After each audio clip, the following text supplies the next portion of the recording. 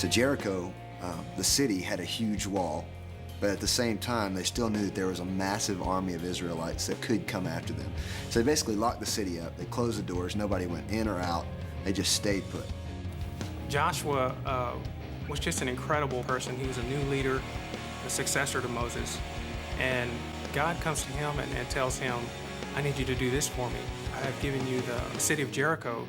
God tells Joshua to march around this city with the Ark of the Covenant. Not actually attack the city, but just march around it. Just march around it. And they did this for 6 days. You're never going to speak. You're going to keep your mouth shut. You're going to send the trumpets out in front of the ark, and you're going to walk one time each day around Jericho and never speak. Just let the trumpets play. And on the seventh day, you're going to get up and you're going to walk 7 times around the city. At the end of that 7th time, there's going to be a long trumpet blast, and then you're all supposed to scream as loud as you can, and the walls will just come falling down. And blow these trumpets and then scream, and then the walls are going to fall. I mean, how crazy is that? Can you imagine when Joshua came back to the Israelites and said, this is what we're going to do? They probably thought he was crazy. I mean, I think he's crazy.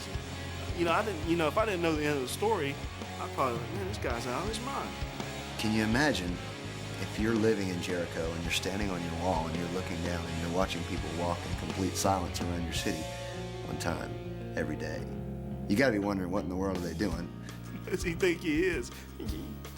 He's no way he's getting through this wall. There's no way he's getting through here. I mean, we're perfectly safe. It did sound like a ridiculous plan, but he knew he had to have faith and trust in God. On that last time around, the whole army starts to yell, starts to scream. Walls start to tumble down, rocks are flying everywhere. People on the other side of the wall, they just start running because they're scared to death. They don't know what's going on. These people ain't fired a shot, they haven't done anything. And the walls are coming down. They did it God's way. And the wall, which would have taken forever for them to figure out a way to conquer, fell to the ground just by them yelling. In your everyday life, I know there's thoughts going in your head, and they may be crazy for you to go witness to this person on the street that you've never met before. Just like Joshua, he was afraid, and he had fears, and he had questioned in his mind as to how he was going to lead the Israelites into this battle and take over Jericho. But he had faith and he had trust in his Lord that he would see him through. I would say to you, don't be ashamed. Don't be afraid to believe and admit and say that you're a believer.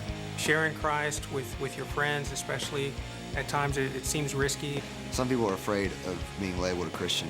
Personally, I find it part of the allure of being who I am is being a person who doesn't really care what anybody else thinks. Standing up in your everyday life is something that you need to do. You don't have to, it doesn't necessarily have to be dangerous, like what's in our video. There's a big mission field right here where you're at, in your schools, at your home, and around your town. Even though we take risks, he's going to carry us through.